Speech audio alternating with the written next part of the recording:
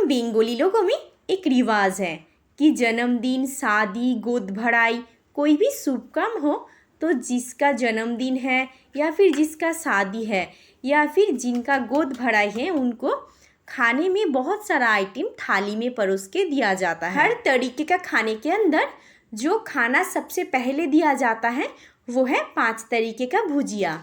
ये 5 तरीके का भुजिया में कोई भी सब्जी रह सकता है, जैसे आलू, बैंगन, कोहड़ा, परवल, बीन्स, बरबट्टी, भिंडी। लेकिन ये 5 तरीके का भुजिया में जो मस्ट है वो है साग। हम लोग तो नॉर्मली घर में साग बनाते हैं, लेकिन अगर घर में कोई भी शुभ काम हो रहा है या फिर घर में बहुत सारे गेस्ट लोग आए हैं तब हम लोग यूनिक तरीके से साग को पेश करते हैं।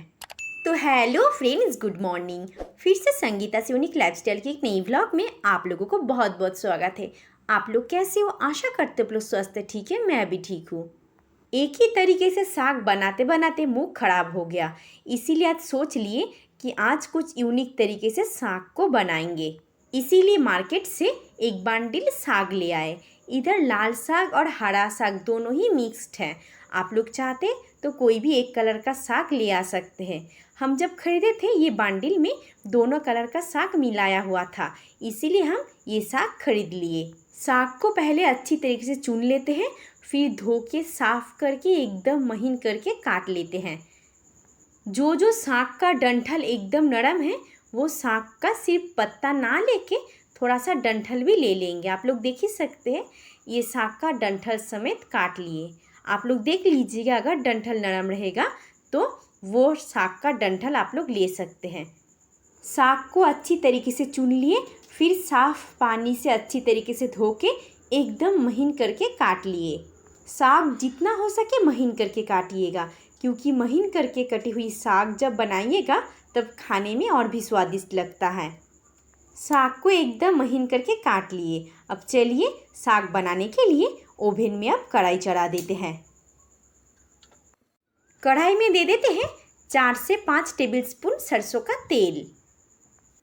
तेल अच्छे से गर्म हो गया। अब तेल में 50 ग्राम के करीब मूंगफली फ्राई कर लेते हैं। मूंगफली देने से साग का स्वाद बहुत बढ़िया लगता है। मूंगफली को एकदम हाई फ्लेम में फ्राई मत कीजिएगा, नहीं तो मूंगफली जल जाएगा।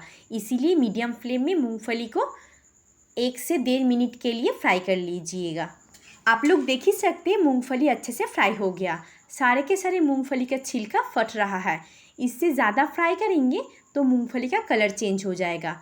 अब फ्राई के बाद मूंगफली को एक कटोरी में उठा लेते हैं। मूंगफली फ्राई करने के बाद कढ़ाई में जितना तेल है, तेल में एक सूखा मिर्चा काट के फ़ौरन दे देंगे और दे देंगे हाफ टी स्पून कलौंजी यानी मंगरेल। 15 सेकेंड तक फ़ौरन को अच्छी तरीके से फ्राई कर लिए। अब तेल में दे देते हैं 2 हरा मिर्चा। हरा मिर्चा को बीचों बीच काट के दे देते हैं। हरा मिर्चा देखिए और 15 सेकेंड के लिए फ्राई कर लेंगे। हरा मिर्चा देखिए ज़्यादा देर तक फ्राई मत कीजिएगा, क्योंकि हरा मिर्चा बहुत छींटता है, इसीलिए। और 15 सेकेंड तक फ्राई करने के बाद अब दे देते हैं बारीक कटी हुई साग। साग दे के ऊपर से दे देते हैं हाफ टेबल स्पून नमक, 1/4 टेबल स्पून हल्दी पाउडर। नमक हल्दी पाउडर दे के अब साग के साथ अच्छी तरीके से मिला लेते हैं। 10 मिनट के लिए लो टू मीडियम फ्लेम में पहले साग को फ्राई कर लेंगे। 10 मिनट के लिए लो टू मीडियम फ्लेम में साग को अच्छी तरीके से फ्राई कर लिया। आप लोग देख ही सकते हैं कि साग अच्छी तरीके से फ्राई हो गया और साग से जितना भी पानी निकला साग पूरा एब्जॉर्ब करके एकदम नरम भी हो गया। अब साग में और एक चीज़ ऐड करेंगे, जो ऐड करने से साग का स्वाद दुगना बढ़ जाएगा। वो है 1 टेबल स्पून खसखस यानी पॉपी सीड्स। तो खसखस के दाने को हम अलग से तवा पे फ्राई नहीं किए, साग फ्राई करते टाइम बीच में से थोड़ा सा स्पेस बना लिए। वही स्पेस में 1 टेबल स्पून खसखस दे के एक बार हल्के हाथों से फ्राई कर लेते हैं। फिर खसखस के दाने को साग के साथ अच्छी तरीके से मिला लेते हैं। खसखस को साग के साथ अच्छी तरीके से मिला लिए। आप लोग चाहते हैं तो इसी टाइम हाफ टी स्पून शक्कर भी दे सकते हैं, लेकिन हम नहीं दिए। अभी साग में और एक चीज़ ऐड करना बाकी है, वो है ये मूंगफली। जो हम पहले ही फ्राई करके ये कटोरी में रख दिए थे।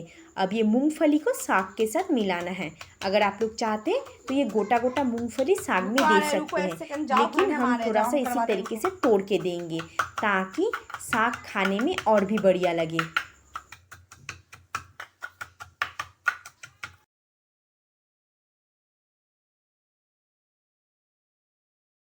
आप लोग देख ही सकते हैं कि मूंगफली को एकदम छोटे छोटे टुकड़े में तोड़ लिए। अब मूंगफली को साग में मिला देते हैं। मूंगफली छिड़क के और 1 मिनट तक साग के साथ अच्छी तरीके से मिला लेते हैं ताकि सारे के सारे तोड़ी हुई मूंगफली के टुकड़े साग के साथ अच्छी तरीके से मिक्स्ड हो जाए। मूंगफली के दाने को साग के साथ अच्छी तरीके से मिला लिए। अब ओवन का फ्लेम ऑफ कर देते हैं। अब साग को एक कटोरी में सर्व करते हैं। हम बंगाली लोगों में इसी तरीके से साग बना के कोई भी शुभ दिन में खिलाया जाता है। सिंपल सी खसखस मूंगफली से बनी ये साग की रेसिपी कोई भी प्याज लहसुन से बनी हुई साग की रेसिपी को आसानी से टक्कर दे सकता है। आप लोग भी घर में इसी तरीके से साग बना के खाइए और मुझे कमेंट में बताइएगा कि ये साग की रेसिपी आप लोगों को कैसा लगा है। आप लोगों को अगर मेरा आज का ये सिंपल और स्वादिष्ट ब्लॉग अच्छा लगा है तब लाइक कीजिएगा, कमेंट कीजिएगा, शेयर कीजिएगा, सब्सक्राइब करना एकदम मत भूलना और याद से नोटिफिकेशन बेल आइकन को ज़रूर दबाइएगा ताकि मैं कोई भी वीडियो अपलोड कर तो सबसे पहले नोटिफिकेशन आपके पास आए। तो नेक्स्ट दिन नेक्स्ट ब्लॉग में कोई भी एक नई वीडियो के साथ आप लोगों से फिर से मिलती हूँ। तब तक के लिए टाटा, बाय बाय।